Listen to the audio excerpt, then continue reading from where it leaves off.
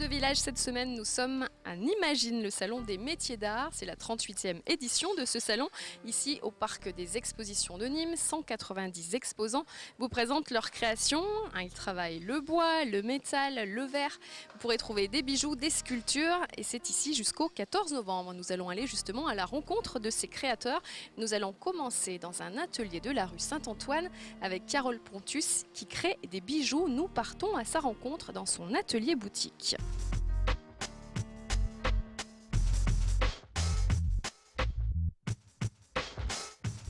Nimagine, le salon des métiers d'art, débute au parc des expositions de Nîmes. Pour cette 38e édition, 190 exposants sélectionnés dans toute la France présentent leurs créations. Alors nous sommes dans l'atelier et dans la boutique Les Faits Mouvementés avec Carole Pontus qui va être présente sur le salon à Nimagine. Et nous sommes ici à sa rencontre justement avant le salon, elle est en pleine préparation. Bonjour Carole. Bonjour. Alors c'est un petit peu le speed là avant le salon? Oui, on peut le dire. Ouais. Beaucoup de pièces à faire? Il en reste quelques-unes, ouais.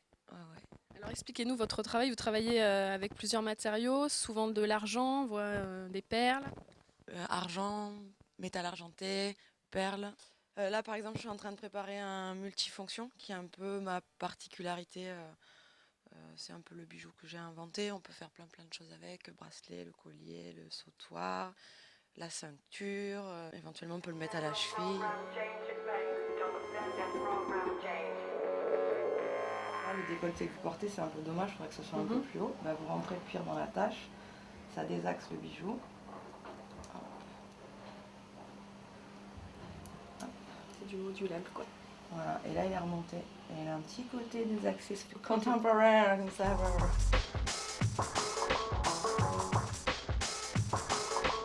Je vais le mettre au poignet aussi. Vous changez souvent, vous inventez chaque fois en fait de nouveaux bijoux, vous restez pas sur les mêmes créations. D'une saison à l'autre, je présente jamais les mêmes choses. Je suis assez en mouvement, je pense qu'on peut le dire.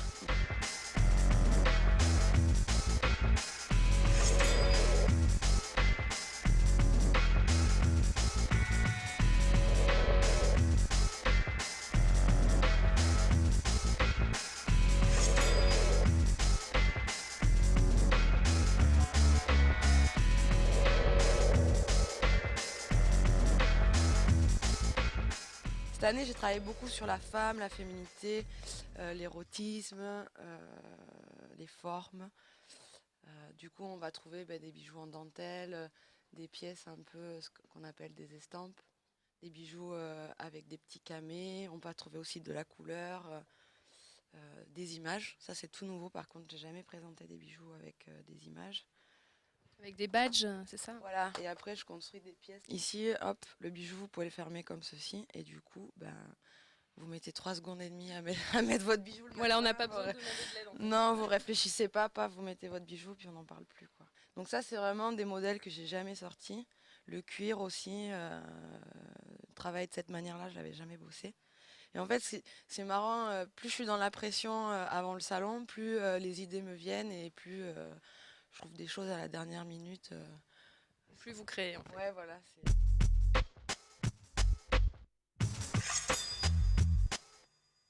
Nimagine, c'est vraiment un beau défi pour moi de présenter toujours des choses différentes. Ça me motive à fond.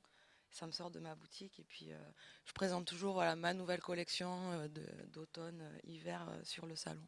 C'est votre deuxième salon, ça vous a amené de la clientèle, j'imagine. Vous avez aussi rencontré d'autres créateurs? Là, c'est vraiment un grand plaisir, ouais, parce que du coup, je rencontre plein de gens qui fabriquent des objets complètement fous. Enfin, c'est vraiment un salon de qualité, je trouve, au niveau... parce qu'on est dans l'artisanat, mais on est aussi beaucoup dans l'artistique. Et ça, pour moi, c'est un de mes salons vraiment préférés. En plus, ni moi, enfin voilà, je suis à domicile. Et votre boutique est à Nîmes d'ailleurs? Alors la boutique est à Nîmes, à la rue Saint-Antoine. Le fait d'avoir l'atelier dans la boutique, là, je crée des bijoux tous les jours. Et ça se passe bien, là, ça y est, je fête ma 3e année le jour de l'ouverture du salon. Donc, joyeux anniversaire. Ouais, merci. Ouais, c'est chouette, je suis vraiment ravie. Nimagine, le salon des métiers d'art, débute samedi 6 novembre. Une mine d'idées déco pour la maison, coup de cœur et idées cadeaux à profusion. Carole Pontus sera présente sur le salon Nimavine. N'hésitez pas à aller à sa rencontre. Vous découvrirez aussi toutes ses créations tout au long de l'année dans sa boutique Les Fées Mouvementées à Nîmes.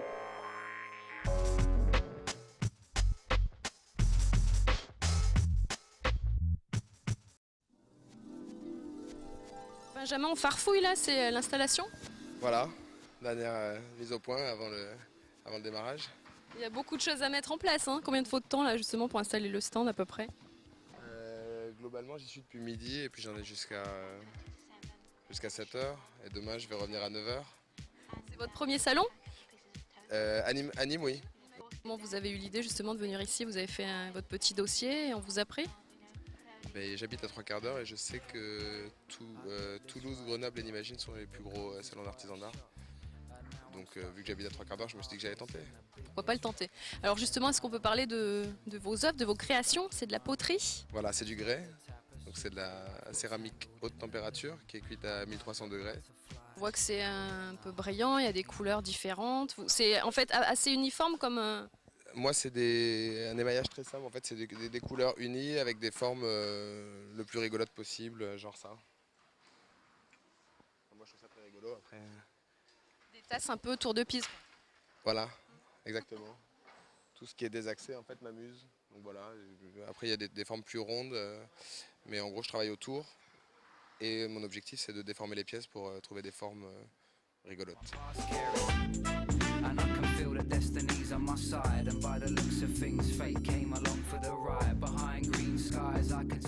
Votre formation, vous avez appris votre métier où? Autodidacte, 100%. Vous travaillez quand même chez un potier pour apprendre les techniques rudimentaires? J'ai rencontré un potier dans l'Aveyron qui s'appelle Dominique Fora, qui est un très bon céramiste. Et donc il m'a montré les techniques de base, quoi. Mais j'avais commencé tout jeune en fait. Au cours du mercredi quand j'étais petit, ma mère venait chez un potier, donc oui j'avais toujours regardé ça. Ouais.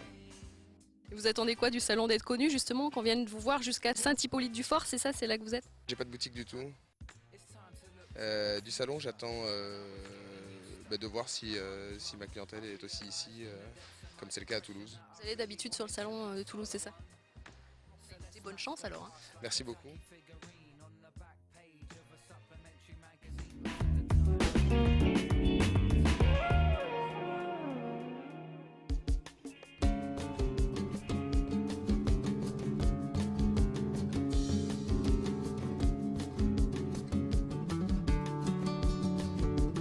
Violaine Blanchet, bonjour. Bonjour. C'est votre première fois à Nimagine, le salon des métiers d'art. Alors parlez-nous un petit peu de votre travail. On voit des femmes derrière vous, des sculptures. Oui, c'est la première fois que j'expose, je suis toute contente. Donc, je réalise des femmes de 46 cm et d'autres de 90 cm à peu près en faïence. Pourquoi ces grandes tailles là? J'ai besoin de m'exprimer et j'ai besoin d'aller de plus en plus grand dans les tailles. Alors qu'est-ce que vous utilisez justement comme matériaux? Parce qu'on voit des dorures, des perles. Alors je travaille la faïence et des émaux. Certains, je les achète déjà tout prêts et d'autres, j'essaye de chercher les couleurs qui m'intéressent en faisant pas mal d'essais au préalable.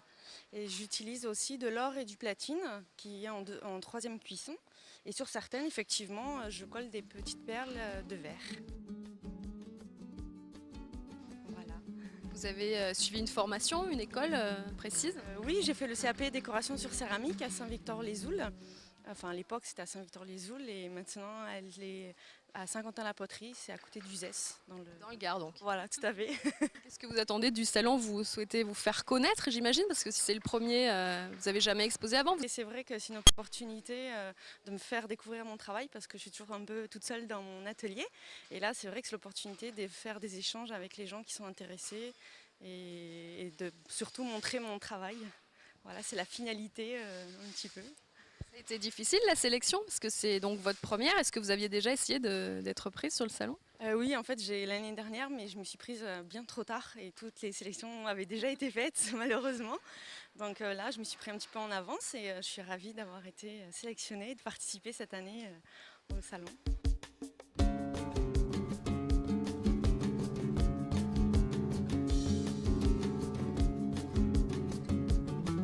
Alors Violaine, vous avez eu un prix pour votre travail. C'était à quelle occasion? Oui, c'était au 10e salon des métiers d'art de Beaucaire. Il il y a un mois en arrière, en fait, j'ai eu le prix Coup de cœur, délivré par les Ateliers d'Art de France. Donc je suis ravie. C'est un peu la consécration comme ça quand on est une jeune artiste d'avoir un prix. C'était votre premier salon aussi à Beaucaire? Oui, c'est mon premier salon à Beaucaire, c'est mon premier prix, donc c'est vrai que ça fait plaisir, voilà, ça rebooste, ça fait plaisir, tout à fait. Vous faites beaucoup de salons comme ça toute l'année? J'essaye, oui, parce que c'est le seul moyen pour le moment de me faire connaître. J'essaye d'exposer dans des galeries, donc c'est pareil, c'est assez difficile pour moi, puis c'est un travail qui est un petit peu particulier peut-être pour des galeries. Donc c'est vrai que pour le moment, je suis dans des salons pour me faire connaître. Voilà. Et le prix, il est délivré par qui alors ce prix-là C'est les Ateliers d'Art de France qui délivrent le prix. En fait, il y a une comité de sélection qui délivre. On était à peu près une quarantaine à Beaucaire de personnes qui ont montré leur travail. Et voilà, il y a eu deux prix coup de cœur et un prix de la relève. Et moi j'ai eu le prix coup de cœur. Voilà.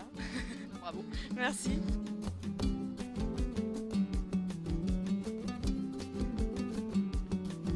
On peut peut-être préciser que vous êtes du Gard parce qu'il y a des exposants qui viennent de toute la France, mais vous êtes du Gard et de pas très loin, je crois. Hein. Oui, Aigues-Vives, effectivement. Alors malheureusement, j'ai pas encore d'atelier pour accueillir les gens qui seraient curieux de voir mon travail et comment je travaille. Mais on peut pas tout avoir d'un coup. Il faut qu'ils viennent vous voir sur le salon, tout simplement. Voilà, tout à fait. Merci, on vous laisse, Violaine. Merci à vous. Au revoir, merci.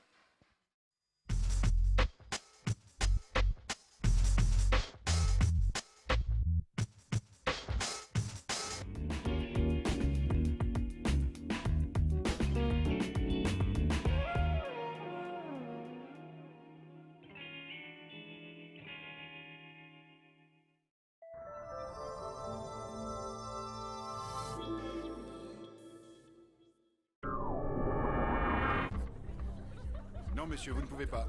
Désolé, vous ne pouvez pas rentrer. L'accès est interdit aux hommes ce soir. Bonsoir, madame. Faites-vous une soirée entre filles pour seulement 10 €. Le premier mardi de chaque mois, Kinépolis invite les femmes et uniquement les femmes. Au programme, des animations, un film réservé aux femmes et un cadeau surprise. Kinépolis, bien plus qu'un cinéma.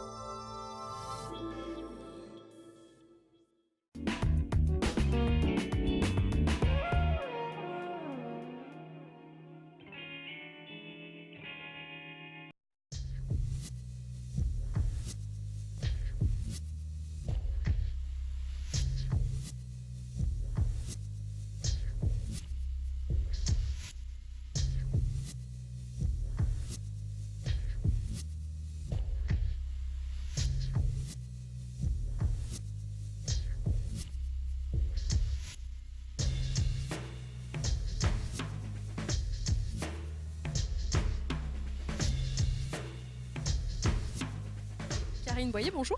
Bonjour. Vous êtes la responsable du salon, on imagine, le Salon des métiers d'art. C'est la 38e édition cette année. Est-ce que vous pouvez nous présenter en généralité ce salon? Combien d'exposants sont ici présents pour cette édition 2010? Alors cette année, Nimagine accueillera 190 exposants. Ils ont été sélectionnés dans toute la France au niveau donc, de leur savoir-faire et de la créativité surtout de leurs produits. Alors de toute la France, mais il y a aussi quelques exposants étrangers, je crois, non? Un ou deux? Un seul exposant cette année, il nous vient d'Italie, il fait donc de la céramique utilitaire. Il était déjà l'année dernière et puis voilà, il nous fait le plaisir de revenir. Qu'est-ce qu'on trouve ici sur le salon? Donc des créations, on voit de la poterie, de la sculpture. Oui, Nimagine, c'est vraiment des milliers d'objets pour les femmes, les hommes, les enfants. On peut vraiment trouver toujours quelque chose à son goût, à son budget.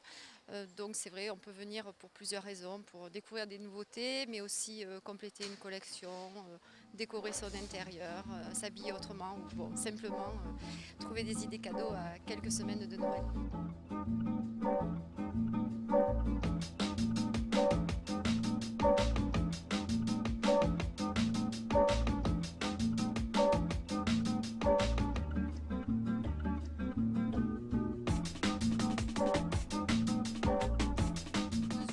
C'est la maison et la mode. Absolument. absolument 2 univers donc, pour le public.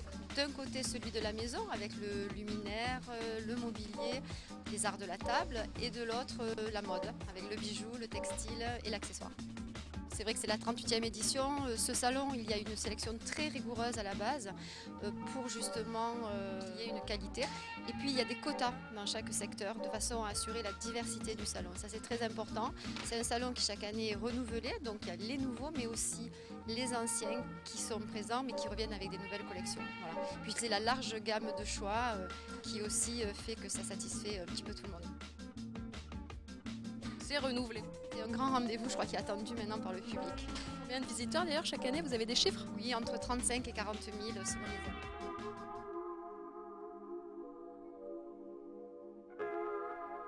Nous sommes avec Christelle donc sur les salons d'Imagine. Bonjour. Bonjour, Depuis combien de temps vous faites le salon ici à Nîmes? c'est la première fois que je fais N'Imagine. J'avais fait Beautiful en avril dernier. Et puis voilà, j'ai décidé de revenir et de tenter cette édition-là. Vous venez d'où? Nous, on vient de Nantes. Ouais. Pas à côté. Non. Moi, je suis donc créatrice de sacs et accessoires en tissu. Donc là, mes sacs sont tous imperméabilisés, traités en T-tache. Donc ils ont une certaine rigidité par rapport à ce qu'on voit habituellement en tissu. Et je suis en niveau accessoires. Vous trouverez également tout ce qui est bretelles que j'ai créé cette année. Modèle qui a été déposé, qui a un dos en fait comme un gilet.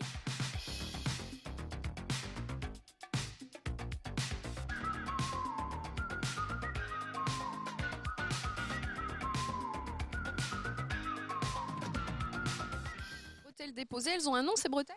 Ce sont les bretelles K. Tout simplement, de cas de Christelle. Voilà, le cas de mon Christelle. Et puis voilà. Donc elles ont été vraiment déposées parce que la forme n'existait pas jusqu'alors. C'est la grande nouveauté de cette année. Et puis autrement, on retrouve tout ce qui est portable, étui-lunettes, trousses, ceinture, étui-chéquier. Voilà, tout un tas d'accessoires complémentaires. Quoi le matériau de départ? C'est du tissu, c'est un coton qui est très serré, qui est assez dense, toujours extrêmement coloré, parce que c'est ce que je préfère. Donc je travaille des choses très très flashy, très géométriques et amusantes. Donc c'est généralement ce qu'on retrouve Dans les sacs. ouais, de façon générale. J'ai un site internet de vente en ligne. Moi j'ai également en France quelques boutiques, donc éventuellement voilà, essayer de voir si sur Nîmes il y a possibilité de trouver d'autres boutiques et pour que les gens du Sud nous trouvent plus facilement dans la région, ce serait bien. Ouais. De faire connaître donc. Exactement, Merci beaucoup Christelle. je vous en prie.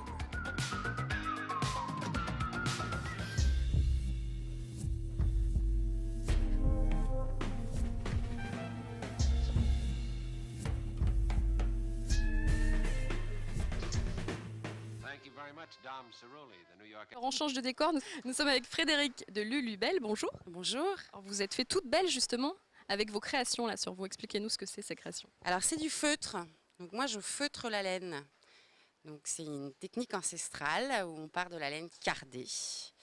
Et C'est quoi la laine cardée? je vais vous montrer si j'en trouve dans mon... Oui, la laine cardée. La laine, elle est d'abord coupée du mouton. Elle est lavée, Elle est colorée, hein? traitée, teinte pour certains morceaux, pas tous. Hein. J'ai jamais vu de mouton de cette couleur. Là, c'est pas teint, hein, mais oui, orange ou rose, c'est plus rare. Et donc, voilà. Et après, elle est passée dans une cardeuse. Une cardeuse, c'est une espèce de brosse métallique. En fait, c'est 2 brosses métalliques qui vont peigner tous les poils du mouton, tous dans le même sens. Et donc, moi, j'achète la laine déjà cardée. Voilà. Donc, on voit là tous les poils. Et après, je vais faire des superpositions de couches de laine que j'entrecroise. Voilà, ça c'est la base. Je vais poser sur ma base, donc après, si vous regardez dans mes créations, en général, il y a beaucoup de couleurs. Donc je vais enchaîner différentes couleurs de laine dans mes superpositions. Et puis, je vais poser d'autres matières. Donc là, il y a du fil de soie. Là, j'ai de la mousseline de coton. Je travaille beaucoup avec la soie en général. Là, j'ai de la mousseline de soie. Voilà, et une fois que j'ai tout posé, j'arrose et je frotte. Et c'est le fait de frotter qui va faire que les fibres de la laine vont s'entremêler, prendre les uns avec les autres, rétrécir et donner du feutre, donner cette matière. Vous arrosez avec de l'eau? J'arrose avec de l'eau. Alors ça, On dit en général de l'eau savonneuse, tiède et savonneuse. Moi, j'utilise pas énormément de savon. Ça dépend de ce que je fais en fait. Et dans des pièces comme celle-là, par exemple, il n'y a pas de couture aux emmanchures non plus. C'est des pièces qui sont faites sur gabarit. Donc c'est des techniques vraiment super intéressantes du feutre. Et c'est très très créatif en fait. On peut faire énormément de choses avec cette matière. Ces vestes-là, on peut les mettre de 4 façons différentes. En général, j'aime bien que mes pièces soient modulables et que les propriétaires du vêtement s'amusent avec le vêtement. Donc même trouvent des nouvelles façons de les mettre aussi, ça c'est génial. C'est coloré, ludique et modulable. Voilà, et chaud.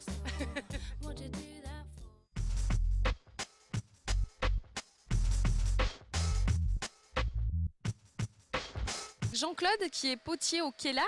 Le Kellar. Le Kellar, oui, bonjour. Alors parlez-nous un petit peu de ce travail, c'est ce qu'on appelle de la terre vernissée, c'est ça? Voilà, c'est un travail très traditionnel, c'est de la terre vernissée, c'est-à-dire que c'est 2 cuissons, une au gaz, une électrique. Et voilà, c'est-à-dire que pendant la décoration, on décore sur cru et humide. Donc, sur cru, c'est-à-dire? C'est-à-dire nos pièces qui sont complètement crues. On les a tournées la terre la est veille. crue en fait. Voilà, on a tourné la terre la veille. Le lendemain, on passe la terre blanche pour faire le fond. Et le décor se situe après. Et le décor, quand on décore, c'est rouge et noir. Et c'est seulement à la 2e cuisson où, avec l'oxygène du four et tout, ça relève les couleurs. Voilà. Alors vous êtes des fidèles du salon, parce que je crois que c'était la maman de votre femme, voilà, Véronique, qui venait depuis le début du salon. Ouais, ma belle-mère était déjà potière qui a fait les premiers salons. Et nous, on a pris la suite naturellement et on vient à Nîmes parce que Nimagine, c'est un grand salon d'artisanat d'art et c'est toujours un plaisir d'être sélectionné. Ça permet de se faire connaître et de trouver une nouvelle clientèle aussi? Ça nous a permis de faire connaître notre atelier dans la région, puisque bon, il y a énormément de clients qui passent ici. Et en même temps, c'est quand même une preuve de qualité de pouvoir être sélectionné sur le salon, quoi. Qu'est-ce qui donne cet aspect brillant là comme ça? Eh ben, c'est la couverte, c'est parce que c'est cru, c'est décoré sur des pièces et c'est l'émail qui est révélatrice des couleurs et qui donne cet effet un peu transparence et de relief du décor. La particularité de la terre vernissée justement, c'est que ça a un petit côté transparent et fondu. D'où vernis. D'or vernis, vernissé. Merci beaucoup. Merci, au revoir.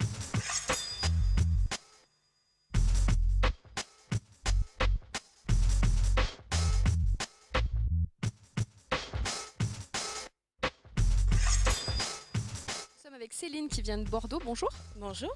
Alors vous utilisez des matériaux recyclés, des chambres à air et des zodiacs, des vieux zodiacs aussi, c'est ça? Voilà, en fait tout ce qui est pneumatique, donc les vieilles chambres à air de camions, tracteurs, voitures, vélos, de roues, diables, enfin tout ce que je peux trouver. Et puis après tout ce qui est canaux pneumatiques, donc tous les vieux bombards, les vieux zodiacs, même les civières de pompiers mais en toile. Caoutchouté en fait. Voilà, ouais, c'est une toile cirée mais très robuste. Hein. Ça vous est venu cette idée d'utiliser ce matériau? Le début en fait c'est la chambre à air, c'est comme on le voit là. Moi ça m'a attiré de voir quelque chose comme ça de très moche, de très sale, que personne n'était, enfin qui attirait pas l'attention des gens parce que j'ai envie de le rendre beau en fait.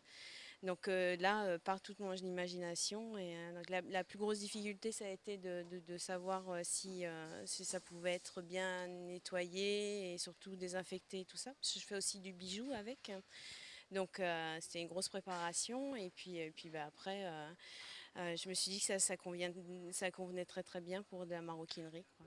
Vous avez des amis qui font, je sais pas, dans des casses ou des garagistes qui vous prêtent la matière première? Non, pas du tout. Non, j'ai personne de ma famille ou d'amis qui travaillait dans une casse ou dans un garage. Non. Non. Vous récupérez comme ça au gré de vos découvertes? Bon, maintenant, si, je fais tout ce qui est casse, je fais tous les garages de roues aussi, tous les garages agricoles, voilà, pour tout ce qui est chambre à air. Étonnant comme démarche, je devais être surprise de vous voir arriver, non? Ah ben oui, au début, sans me connaître, oui, ils rigolaient bien, oui, ça c'est clair, ça c'est sûr. De vos créations, donc on voit des sacs derrière nous.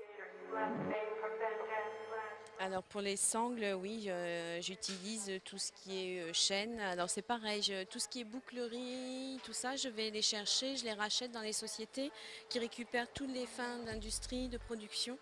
Donc je peux avoir une grosse attache, une grosse boucle, mais j'en aurai pas deux, quoi. Enfin, ça aussi, moi je veux faire de toute façon que de la pièce unique. Donc j'ai des formes identiques, j'en ai 12 à peu près, mais pour la même forme, il y aura toujours un détail différent. Et, voilà. Et puis ce qui me plaît beaucoup, cette matière brute, c'est de la féminiser. Vraiment à l'opposé de ce qu'elle était à la base, quoi. Donc, je les double avec du taffetas froissé, des couleurs chatoyantes. Moi, j'étais modéliste en lingerie corsetterie, alors j'aime tout ce qui est détail, tout ce qui est très féminin. Et voilà, ça me tient à cœur. Je pousse vraiment à la perfection et j'utilise pas que l'originalité de la matière première.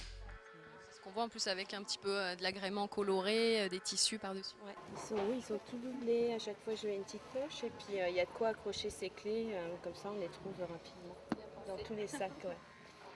Du coup, quand on vient ici, on est sûr déjà de faire une bonne action, entre guillemets, puisqu'on c'est des matériaux récupérés. Et en plus, c'est une pièce unique à chaque fois. Voilà, exactement. Ouais. Et en discrétion, voilà, c'est le nom de ce stand. Merci Céline. Merci à vous.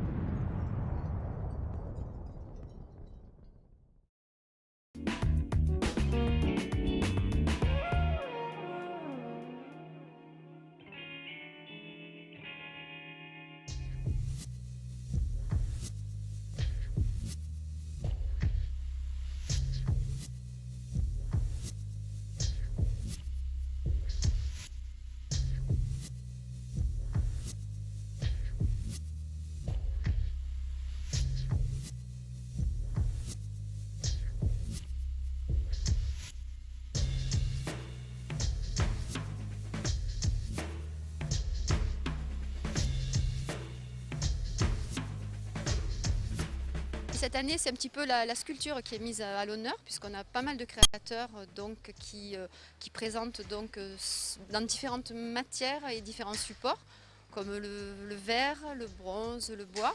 Donc ça, c'est un petit peu un secteur tendance.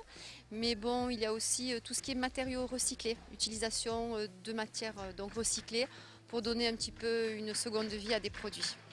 Et le fer, c'est le cas du coup de pouce, c'est Pablo Castillo, c'est ça? Donc expliquez-nous ce que c'est justement le coup de pouce. Alors le coup de pouce, ça fait donc la 4e année qu'on a mis cet espace en place. Donc c'est un jeune créateur qui a moins de 35 ans et qui n'a jamais fait le salon Imagine, qui se voit donc offrir un stand pendant la durée du salon. On en a 2 cette année.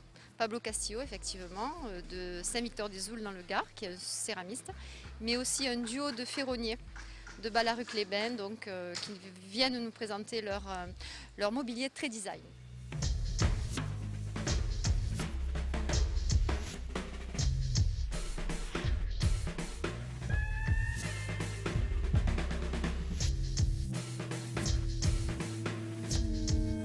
Ouais, c'est du mobilier d'art contemporain, voilà, essentiellement en acier.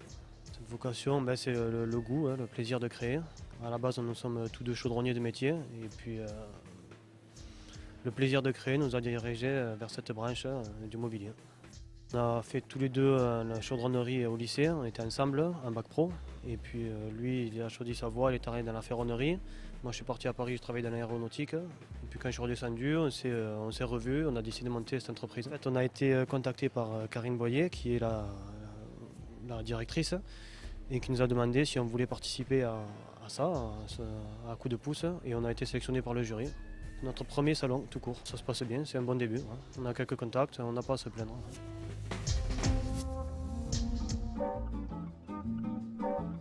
J'ai fait des marchés d'art et des marchés de céramique parce que je fais de la céramique.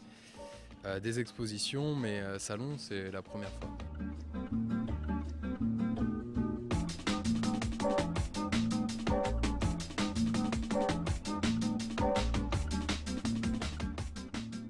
Moi, je fais un travail qui est en céramique, que je peins par la suite.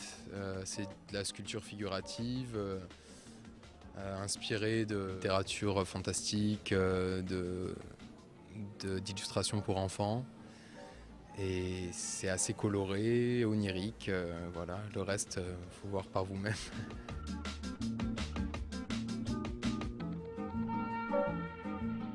Paradoxalement, les grosses sculptures sont pas beaucoup plus longues que les petites. Une grosse sculpture, ça va prendre environ quand même une paire de jours de travail dessus. Le temps de sentir aussi la personnalité de la sculpture qui sort, parce qu'elle sort tout en travaillant. Les traits du visage, au fur et à mesure qu'on travaille, apparaissent. Et voilà, les petites sculptures sont assez longues aussi à travailler. J'ai une boutique, déjà une galerie à Saint-Quentin la Poterie. Mais bien sûr, je vais essayer de développer ça, de faire des expositions, de rencontrer des galeristes. Peut-être qu'ici, on va voir s'il y en a qui passent, quelques-uns. Et de développer le travail, ouais, et la clientèle.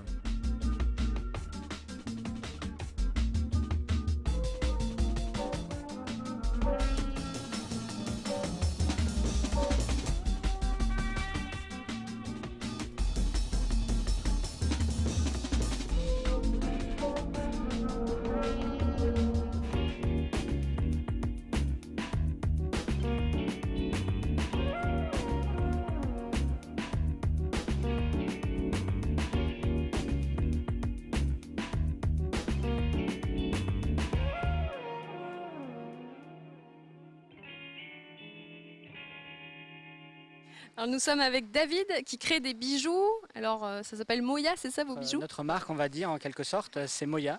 Ce sont des bijoux qui sont en argent, plaquage argent, 925 sur 10 microns.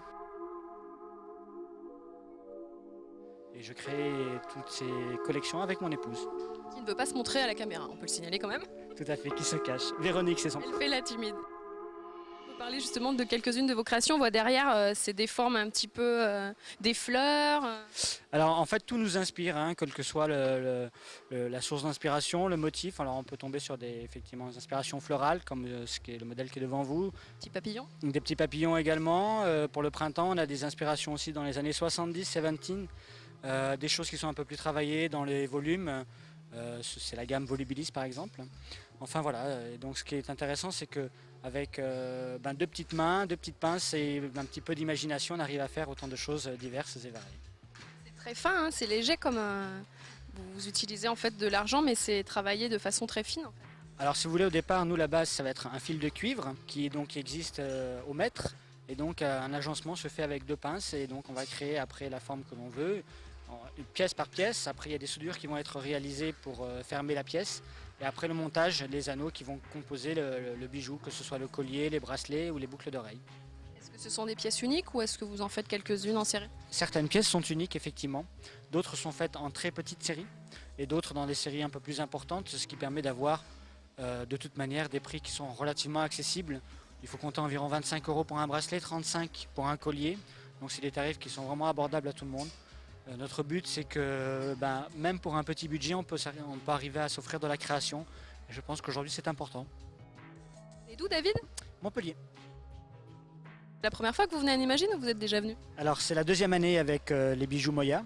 Et autrement, on avait, dans une vie précédente, eu l'occasion de venir à Nimagine avec d'autres créations.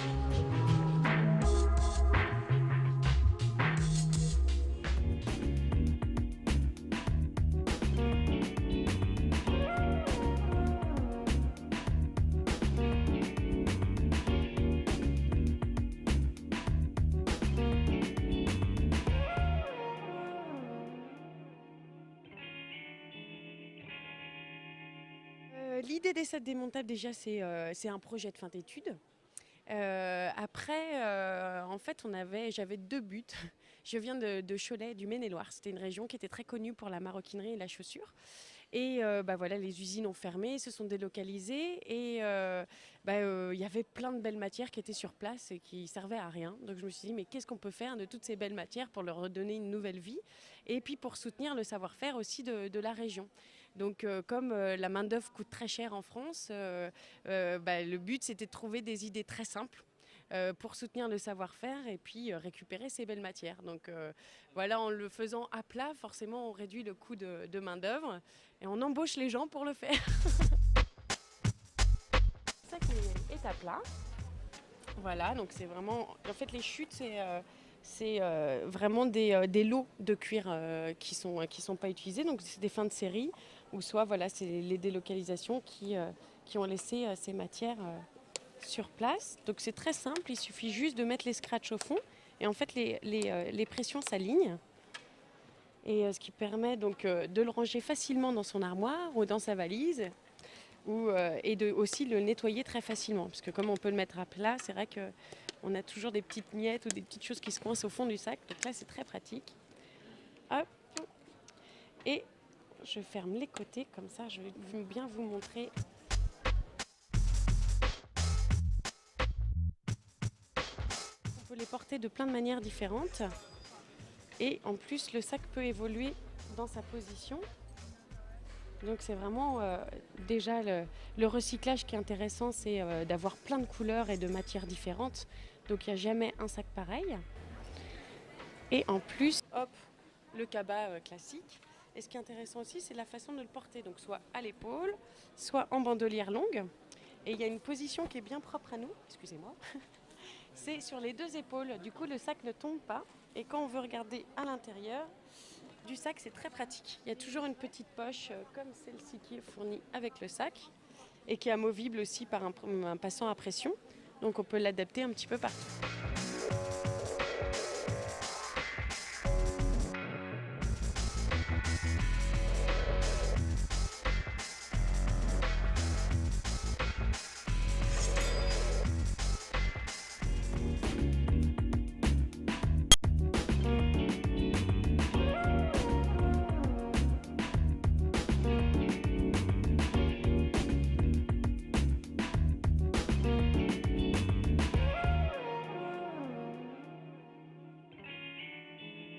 Alors on imagine c'est la mode et la maison, c'est 2 univers et vous en fait on va dire que vous mélangez les deux puisque ce sont des bijoux que vous mettez au mur, Dominique de Santi. Bonjour.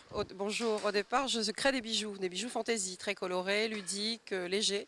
Et puis en fait l'idée d'agrandir mon univers en fait m'est venue du fait que le bijou devenait un petit peu réducteur en fait.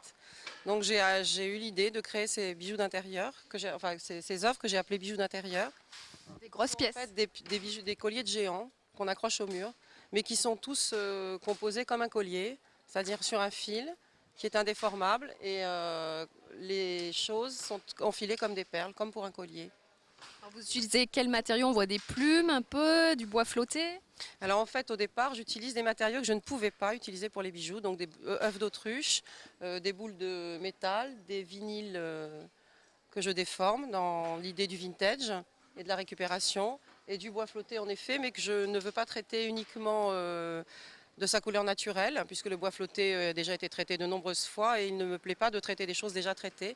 Donc de toute façon j'interviens, je le peins ou en noir ou parfois je le dore ou je l'argente selon l'œuvre que je veux réaliser. Ça doit avoir un certain poids, comment vous travaillez en fait? Eh bien je travaille comme Titan ou Vulcain dans sa forge en fait, je fais de grands gestes et je suis obligée en effet de soutenir les œuvres d'une façon beaucoup plus masculine en fait au départ que pour les bijoux humains quoi. Enfiler, vous les mettez sur vos genoux en fait les colliers? Non du tout, ils sont posés sur une grande table éventuellement, mais parfois il m'arrive en effet de les transporter ou dans le jardin selon l'humeur du jour on va dire. Et alors où est-ce que vous trouvez les œufs d'autruche? Alors les œufs d'autruche, il suffit d'avoir des importateurs. Comme je crée des bijoux depuis plus d'une trentaine d'années, en fait j'ai fait des salons internationaux, j'ai vendu beaucoup au Japon, un peu partout. Donc j'ai rencontré des fournisseurs, j'ai rencontré des gens qui achetaient des choses, qui fabriquaient des choses. Donc en fait je n'ai aucun problème pour trouver ni les œufs d'autruche ni les plumes qui viennent de France, qui sont fabriquées par quelqu'un qui est en France. Et les vinyles, c'est vos vinyles perso? C'est vinyles perso, non. J'ai essayé je les ai trouvés dans des brocantes, bien évidemment. Je ne sais pas s'ils ont chacun de la valeur, mais en tout cas maintenant, je crois qu'ils n'ont plus la même. Nick, vous arrêtez le temps là dans vos créations? Voilà, donc cette année, ce que j'ai appelé le clou du spectacle, en fait, ce sont des bijoux qui sont réalisés avec des montres vintage. Et donc sur le thème, j'ai 50 ans, je suspends le temps. Original comme idée. Alors des montres à gousset là, c'est pas récent? En fait, ce sont des montres qui ne fonctionnent plus depuis longtemps. Ce sont des montres vintage, toujours, qui sont coulées dans la résine. Donc je ne fais pas le coulage dans la résine. C'est quelqu'un qui a proposé cette idée en fait. Et je me suis approprié cette idée pour faire une collection de bijoux tout à fait étonnants et assez peu vus. Vous parliez tout à l'heure donc de vos bijoux d'intérieur. C'est des créations déposées? Ah oui, ça c'est une idée que j'ai eue qui n'existait pas. J'ai fait quelques recherches, donc j'ai déposé le nom bien évidemment. Et j'ai déposé aussi le concept du collier de géant. C'est pareil pour les montres? C'est pareil pour les montres, bien évidemment.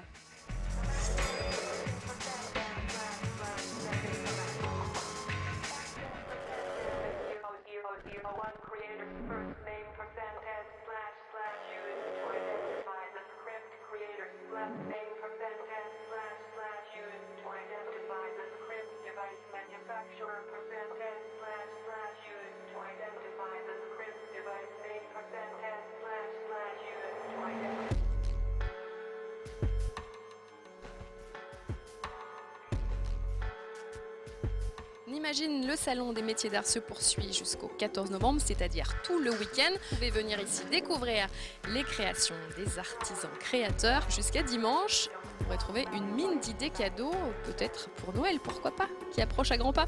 Allez, je vous retrouve la semaine prochaine pour un nouveau territoire, sûrement dans un village. Je remercie Nicolas Pinchino qui a signé les images de cette émission.